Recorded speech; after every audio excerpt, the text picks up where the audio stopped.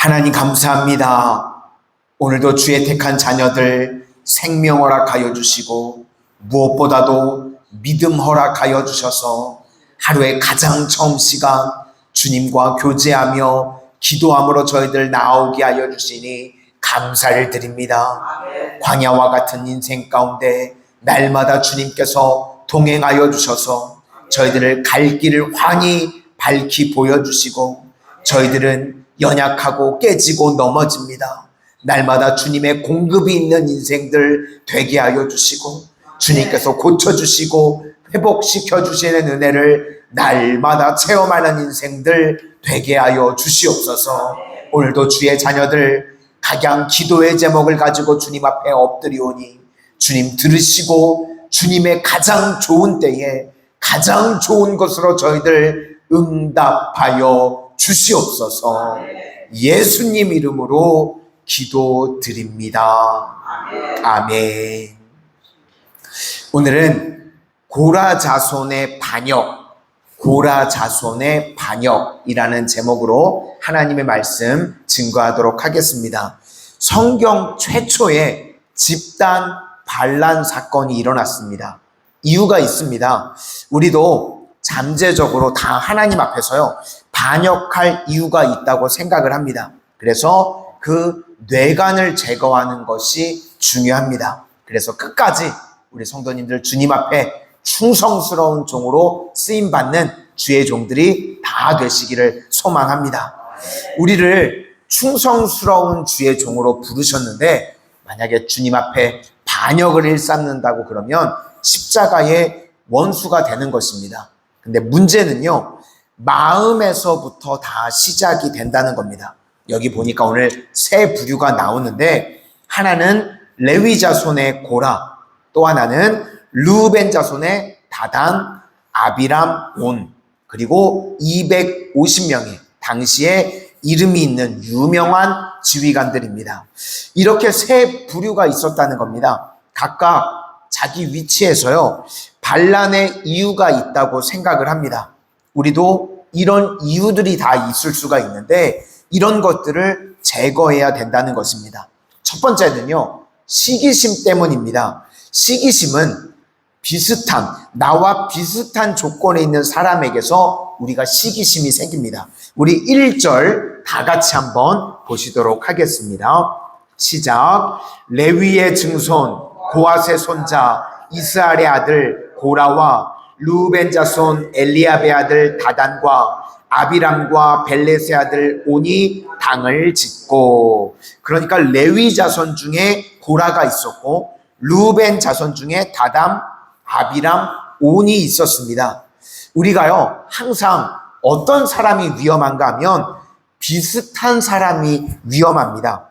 레위에게는 세 아들이 있었습니다. 게르손, 고앗, 므라리. 그들 중에서요 고앗이 제일 크게 쓰임을 받습니다.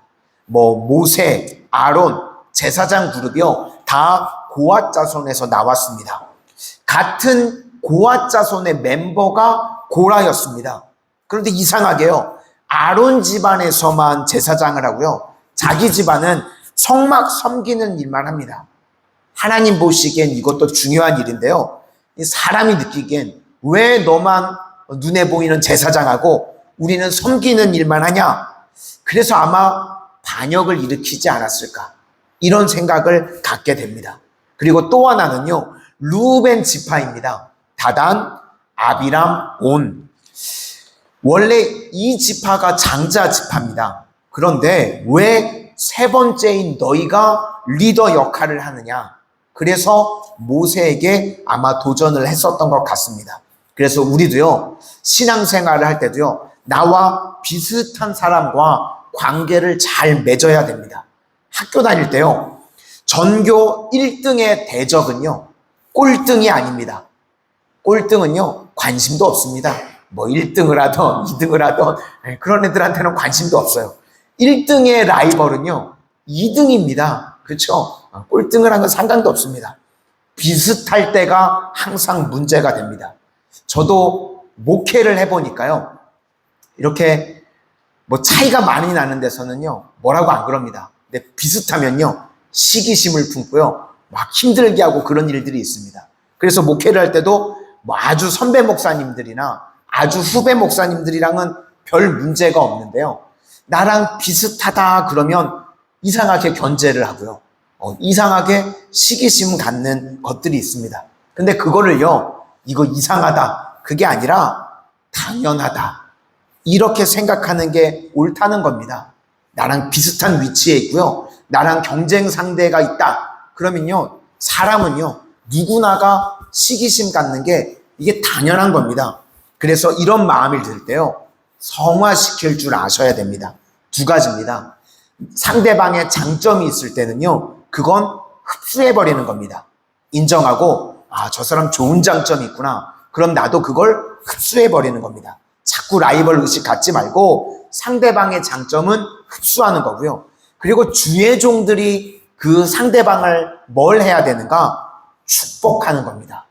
우리는요, 시기하고 원망하고 비난하는 게 아니라 하나님의 백성들은 상대방을 축복하는 겁니다. 창세기 12장 3절을 보니까 땅의 모든 족속이 너로 말미암아 복을 얻을 것이라. 축복하면요, 우리가 계속 평생에 축복의 통로로 쓰임받게 되는 줄로 믿습니다. 다윗과 요나단도 보시면요, 비슷한 사람이었습니다. 둘 다 차기 왕이 될 수 있는 인물이었습니다.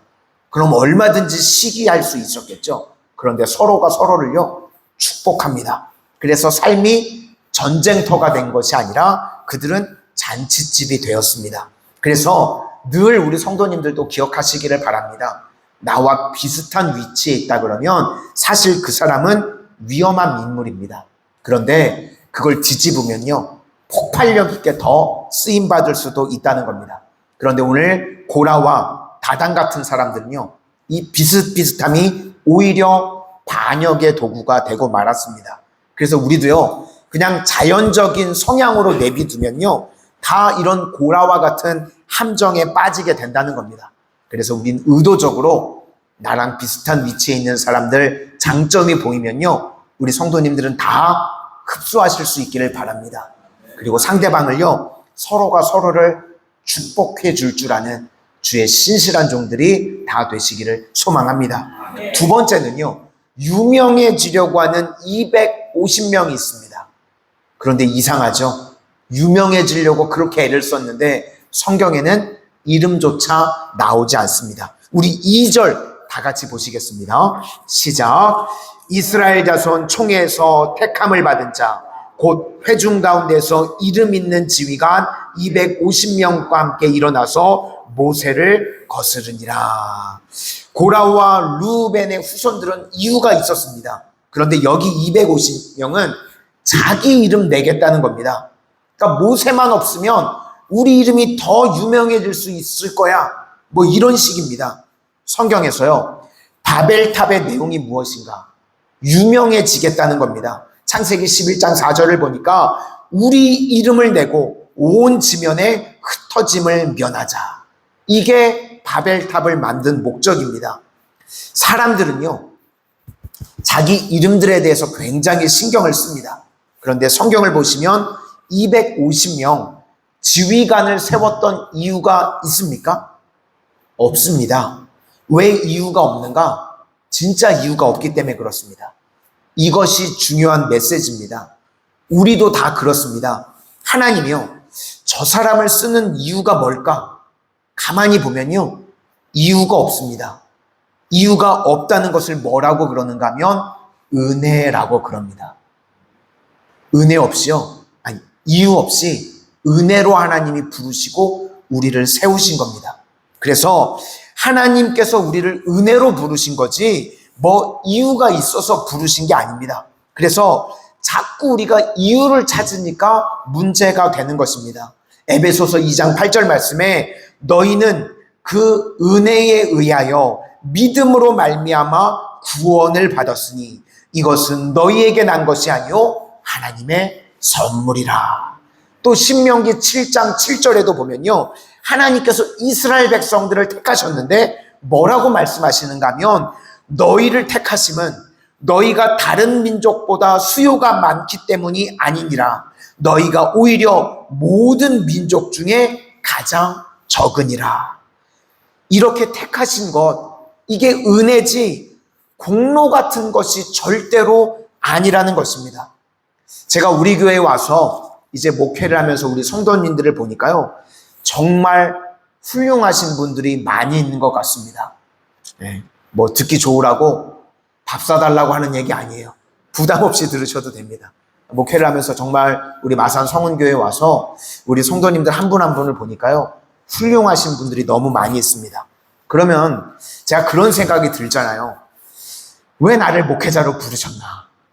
저보다 훨씬 훌륭하고 신앙생활 잘하시는 분들이 제가 보기에 많은데 왜 나같이 부족한 자를 목회자로 부르셨나?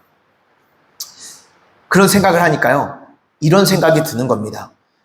저는 그나마 목회자로 부르셨으니까 이 정도 하는 겁니다. 만약에 저를 목회자로 부르지 않고 평신도로 부르셨으면 저는 우리 성도님들처럼 신앙생활 잘 못했을 것 같습니다.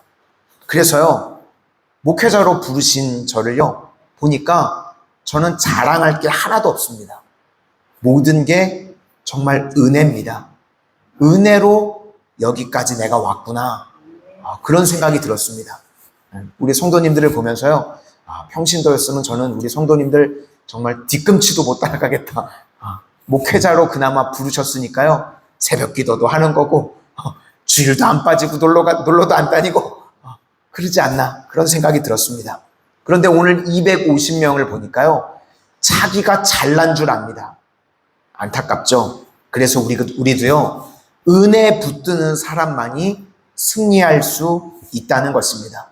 우리 성도님들 이 땅에 신앙생활 하시는 동안 은혜의식 가지실 수 있기를 바랍니다. 그럴 때 안전하고요, 공로의식으로 넘어가게 되면 반드시 넘어지고 반역하게 되어 있습니다. 그래서 우리 성도님들 늘 마음 가운데 나같이 자격 없는 자를 구원해 주시고 나같이 자격 없는 자를 세워주셔서 여기까지 인도하셨다.